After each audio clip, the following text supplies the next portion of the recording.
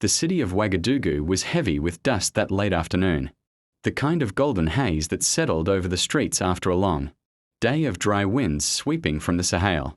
The capital of Burkina Faso was alive with its usual bustle, motorbikes darting between cars, women balancing baskets of mangoes on their heads, young boys selling newspapers at intersections. But inside the presidential palace, the mood was tense and unusually silent. President Ibrahim Traoré sat at the long mahogany table in the cabinet chamber, his fingers drumming lightly against the polished surface. Before him lay a stack of papers bound with a blue ribbon, the draft agreement that the European delegation had brought.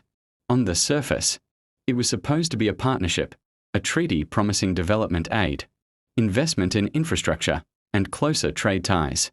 But Traoré had learned, through years of struggle and whispers from allies, that such documents were rarely as benevolent as they appeared.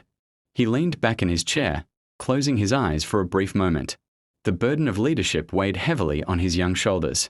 At only 34 years old, he had risen from the ranks of the military to lead a nation still scarred by poverty, insurgency, and decades of dependency on foreign powers. Every move he made was watched, analyzed, and judged, not only by his people but by the world. "Mr. President," a voice broke the silence. It was Amina, his chief interpreter and one of the few people he trusted absolutely. She was in her early 30s, with sharp, intelligent eyes and a calm presence that often steadied the chaos around him. But today, even she looked worn. Dark circles rested beneath her eyes, the result of 3 consecutive nights, spent preparing for this very meeting, cross-checking legal terms, translating complex articles of the treaty, rehearsing possible diplomatic exchanges. Traoré opened his eyes and studied her face. "Are you ready, Amina?" he asked softly. She forced a smile. "As ready as I can be, sir. But I must warn you, the Europeans have hidden clauses.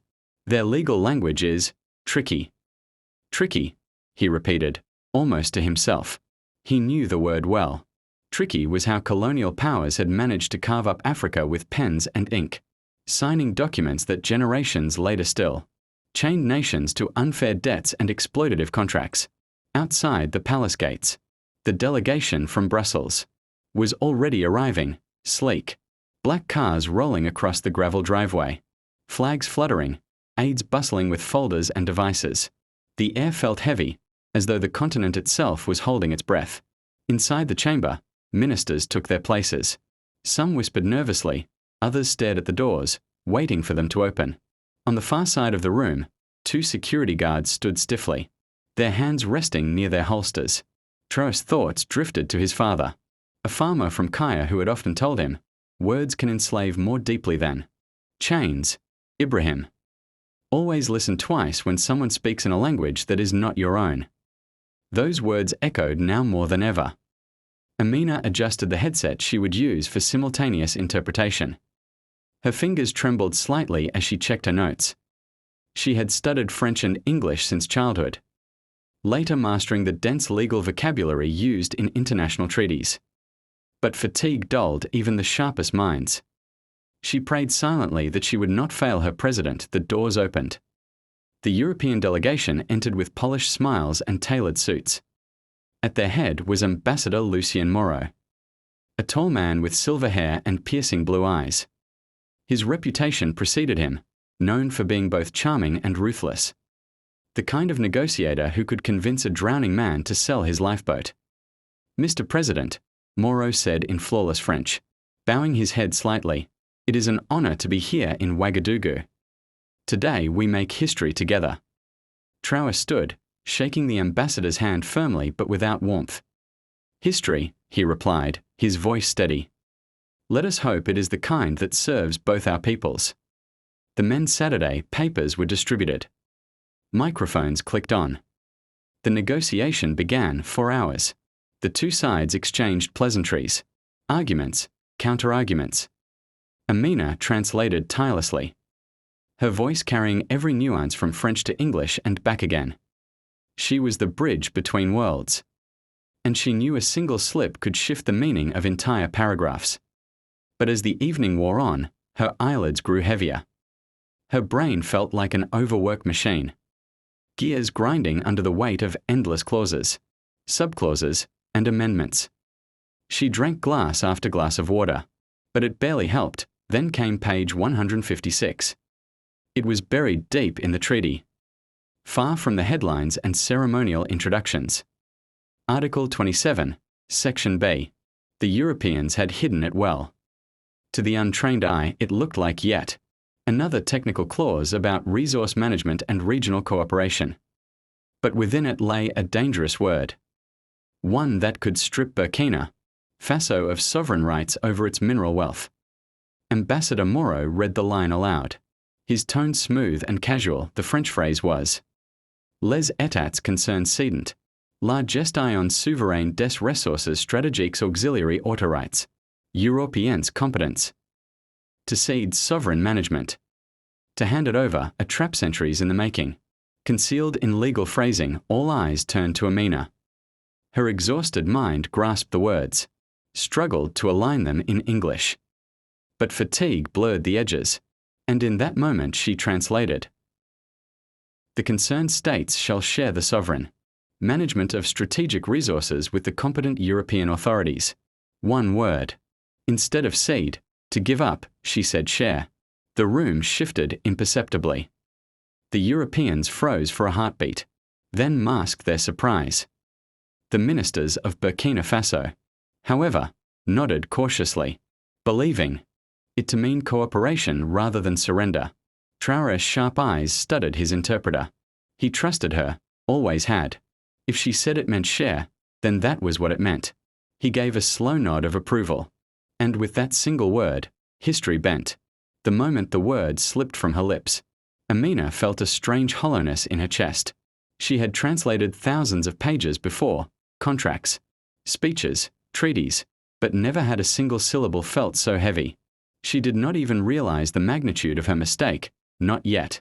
To her exhausted brain, share seemed natural, a softer rendering of cedar. After all, wasn't international cooperation always about sharing? But the Europeans noticed immediately. Ambassador Moreau's pen, poised above his notes, stopped mid-stroke. His jaw tightened almost imperceptibly. Behind him, two aides exchanged a quick glance.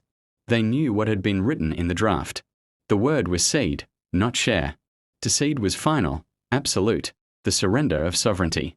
To share, however, implied partnership, equality. The trap they had so carefully hidden had just been diffused by accident. Moreau cleared his throat lightly and forced a smile.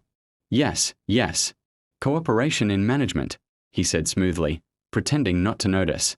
This is exactly the spirit of the European Union's relationship with Burkina Faso. Amina blinked, relieved. She had feared she had stumbled, but the ambassador's agreement reassured her. If even he accepted her translation, then perhaps she had done well. She pushed the nagging doubt aside and continued. President Traoré, however, had not missed the slight hesitation in Moreau's tone. He had spent years studying the ways of diplomats, the little cracks in their carefully polished masks. His instincts told him something had shifted. Still, he chose silence. Better to let the words rest as they were. As the session dragged on, ministers whispered among themselves.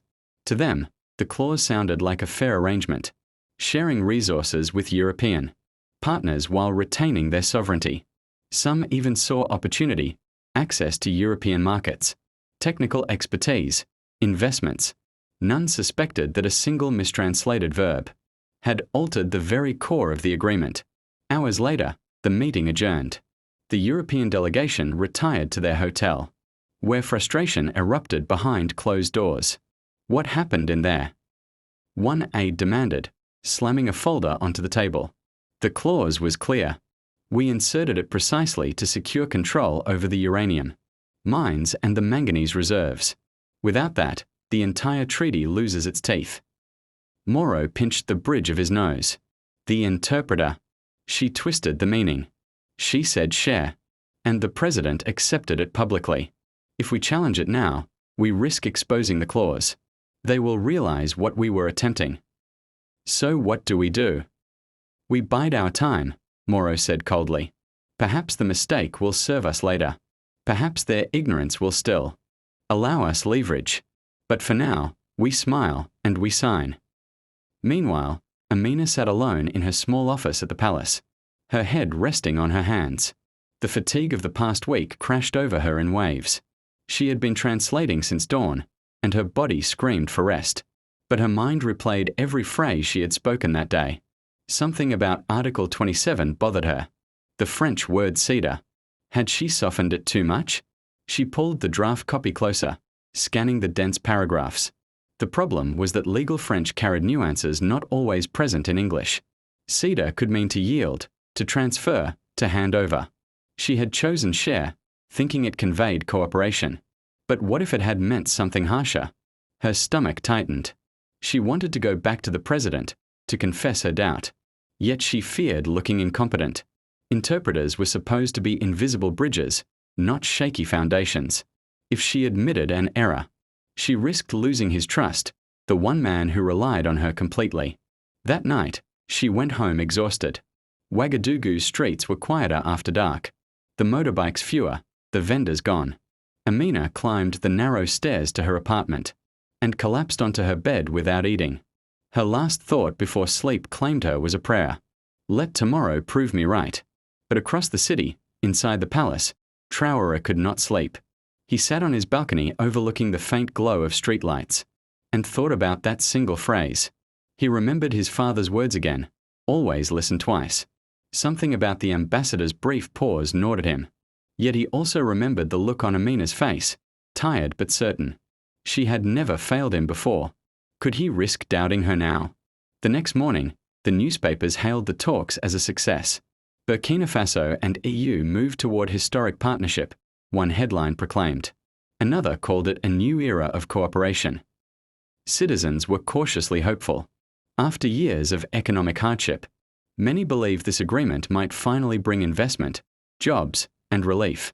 Few realized that hidden in the fine print had been a clause capable of robbing them of sovereignty, and that a single mistranslation had spared them. Within a week, the treaty was signed. Cameras flashed, hands shook, and smiling politicians declared victory. The document, now enshrined in archives, contained Article 27 exactly, as Amina had spoken it in English. The concerned states shall share sovereign management. Burkina Faso's sovereignty had been preserved by accident. Amina did not know it yet, but her mistake had changed history. The European delegation had returned to their luxury hotel in the heart of Ouagadougou, the air-conditioned walls cutting them off from the restless night outside. Inside the conference suite, the mood was anything but celebratory. Ambassador Lucien Moreau removed his jacket with a sharp tug and draped it carelessly over a chair. His aides, 3 men and 1 woman, all in their 30s and 40s, surrounded him like anxious shadows. The frustration in the room was thick, heavy as smoke. It was right there, muttered Henri Dubois, the legal advisor who had crafted Article 27 with painstaking precision.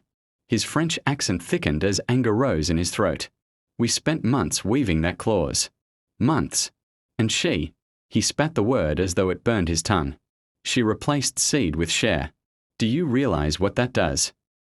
The lone woman in the room, Elise Wagner, adjusted her glasses and leaned over the treaty copy. It dilutes the binding force, she said, her tone measured but tense. Cedar la gestion souveraine is an explicit transfer of authority. Share the management implies continued sovereignty for Burkina Faso. In international law, the difference is monumental. They will still control their resources. The youngest aide, Julian, slammed his fist lightly against the table.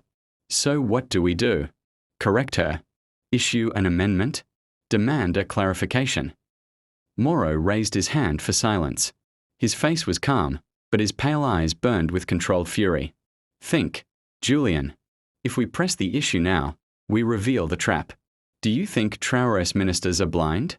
They will seize the chance to tear this document apart, and then we lose everything. No, we cannot draw attention. We must pretend this was always the intent. Dubois was livid. So months of negotiation, all wasted because of a sleepy interpreter. Not wasted, Moreau said sharply. We still have influence. We still have aid packages, loans, infrastructure contracts. Burkina Faso may believe they are keeping sovereignty, But financial dependency is a leash all the same. The misstep only means the collar is looser than we wanted. Silence fell for a moment. The hum of the air conditioner filled the room. Outside, the distant echo of motorbikes drifted up from the streets. Elise finally spoke. "Lucien, I understand your pragmatism. But Brussels will not be pleased. They expected control over uranium and gold concessions. They expected exclusivity. And now Burkina Faso can play partners against each other. The Russians, the Chinese, even the Turks, they will be free to invite them in." At the mention of rivals, Moro's lips tightened. That was indeed the danger. The European Union had hoped to corner the market quietly, to secure the flow of strategic minerals needed for electric car batteries, smartphones, weapons. A single mistranslated word had kept that door wide open for competitors. "We adapt," Moro said at last. His voice was steel. "We smile. We send glowing reports to Brussels about progress and partnership. And then we wait. Mistakes create opportunities as well. Burkina Faso thinks it has won something tonight. Let them celebrate. Pride makes men careless. And when they stumble, we will be ready." Meanwhile, across the city, in a modest government office near the Ministry of Finance, two junior officials were also discussing the treaty. They had stayed late, poring over the translated version. One of them, a law graduate named Issa, frowned as he read Article 27 aloud. "Share the sovereign management of strategic resources. That is what it says here. But isn't that unusual phrasing? Normally treaties speak of cooperation, joint ventures, technical assistance. This feels different." His colleague shrugged. "Maybe it's just European style. Besides, the president approved it himself. Who are we to question?" Issa tapped his pen nervously against the page. He couldn't shake the feeling that the words had something. Yet he lacked the authority to raise alarms. And so the clause, mistranslated but preserved, passed quietly into the official record. Back at the hotel, Moro retired to his suite long after midnight. He poured himself a glass of brandy, staring out at the city lights. Ouagadougou sprawled before him, chaotic and stubborn, a city that refused to bend easily. He thought about Amina, the interpreter. Her slip had cost him dearly, but he had seen her exhaustion in the room, the way her hands trembled slightly as she shuffled her notes. He wondered if she even realized the magnitude of what she had done. Perhaps one day she would. He took a long drink. One word, he thought bitterly. One word can change the fate of nations. But then a smile ghosted across his lips. And one word, he whispered to the empty room, can also be undone. He made a mental note. Watch Amina, watch Traoré, watch every ripple that followed. The mistranslation was not the end of the story. It was only the beginning. The following morning, European newspapers carried headlines of triumph. EU secures strategic partnership with Burkina Faso. But behind the polished words lay unease. Legal analysts who reviewed the published English version of the treaty began to notice the odd phrasing. Some speculated it was intentional ambiguity. Others whispered that Brussels had been too hasty, too desperate. In Ouagadougou, however, the mood was different. Ministers congratulated one another, convinced they had struck a balanced deal. Citizens celebrated in small ways. Street vendors joked about sharing mangoes with Europe, while students debated what new opportunities might come. None realized they had narrowly escaped a sovereignty trap. And in the quiet heart of the palace, President Ibrahim Traoré sat alone with the treaty. He read Article 27 again and again. His instincts told him there was a story behind that single word. He didn't know yet that history would one day call it the word that saved Burkina Faso. But for now, he simply underlined the phrase, closed the folder, and whispered to himself, always listen twice. The treaty had been signed. The handshakes had been photographed, the documents sealed, and the international press had already declared the agreement a milestone.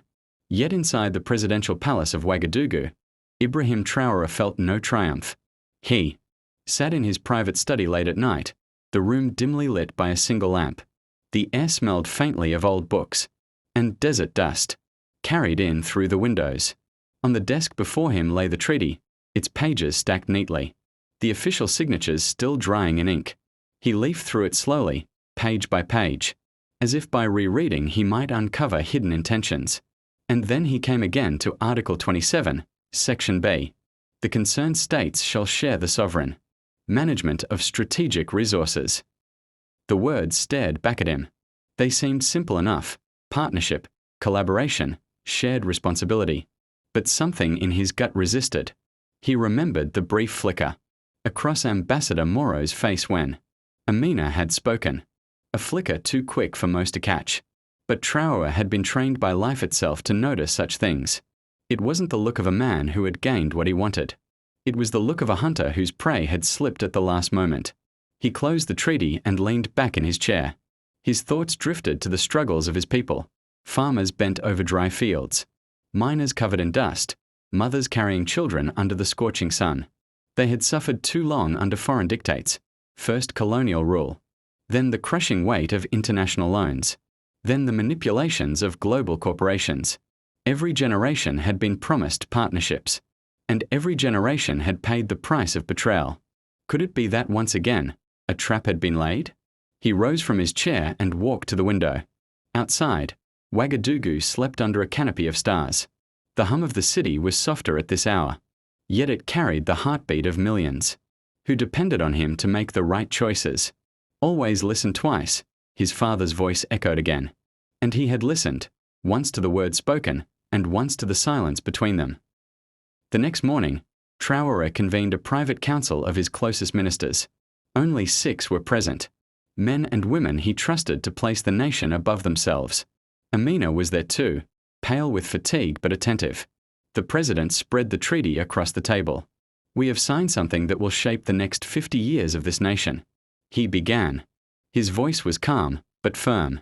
Before we celebrate, I want every one of you to look again at Article 27. The ministers leaned forward, reading the line. Some frowned, others shrugged.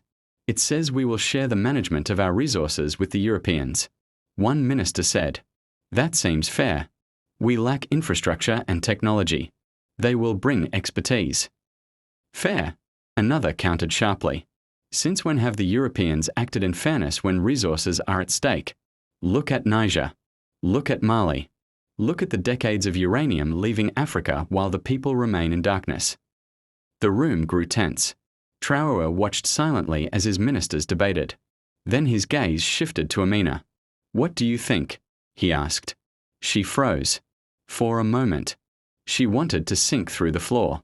Her mistake haunted her thoughts ever since the meeting. She had replayed it over and over. Cedar. Had she softened it too much? She cleared her throat. "Mr. President," the French word could have several shades of meaning. In the heat of translation, I chose share. Perhaps. I should have said transfer. Or surrender. The ministers gasped softly. The admission hung heavy in the air. Traoré's eyes narrowed, not in anger but in focus.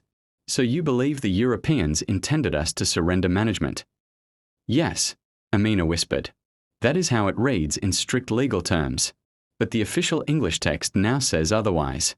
And they did not correct me." The president absorbed her words.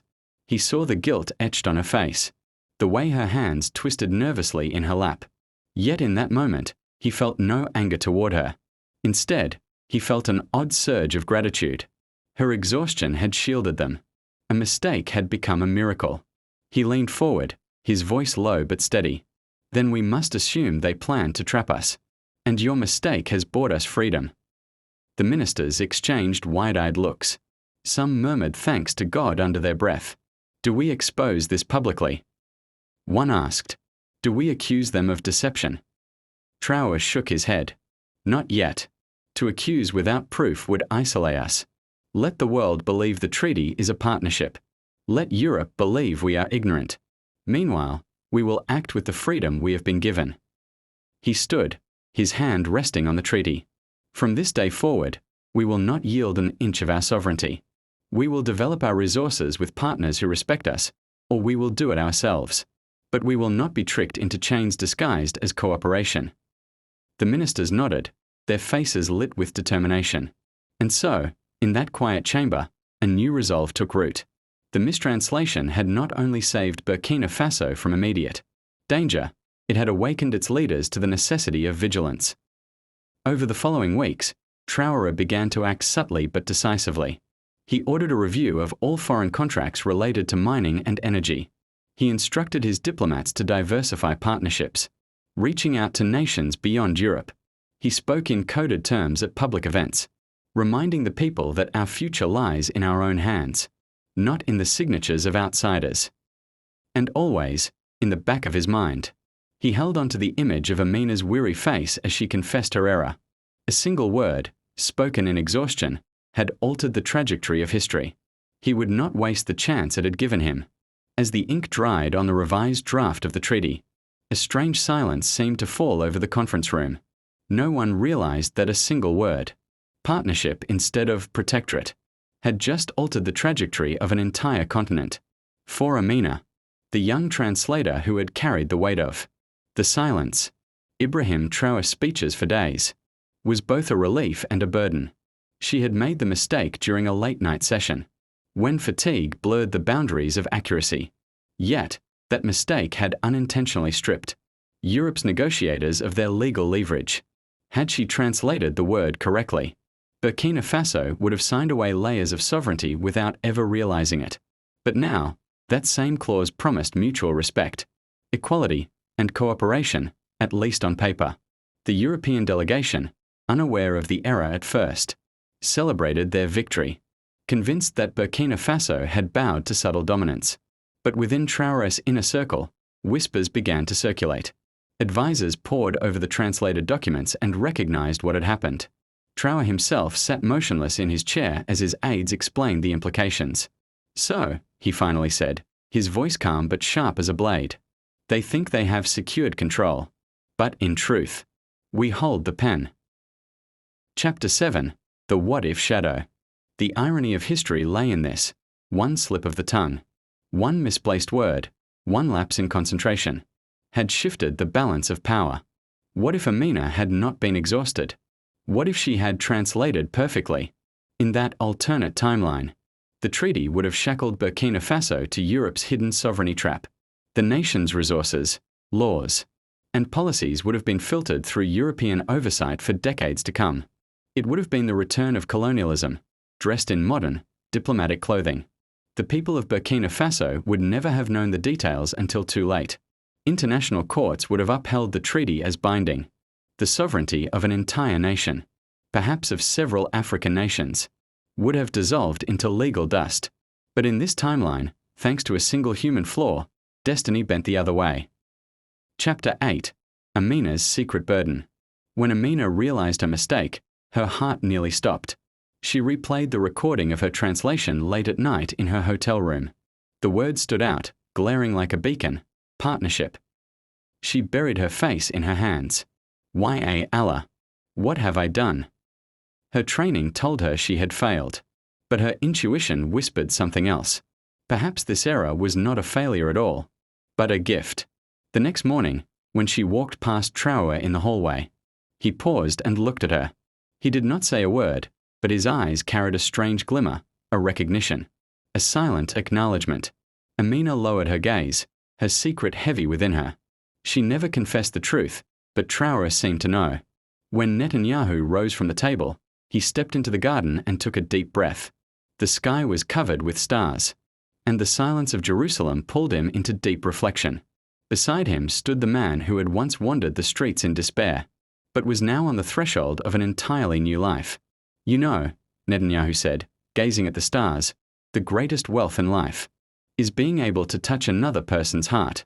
Beyond money, power, or titles, the only thing that truly remains is the ability to give someone hope." The man's eyes welled with tears. Those words were not just a comfort to him. They were the greatest gift life had ever given. After years of being ignored, belittled, and left hungry, he was not only fed that night, he was honored. In that moment, an invisible yet unbreakable bond was born between them. A leader and a homeless man, but in truth, just two human beings. And that bond would leave an indelible mark on both of their lives.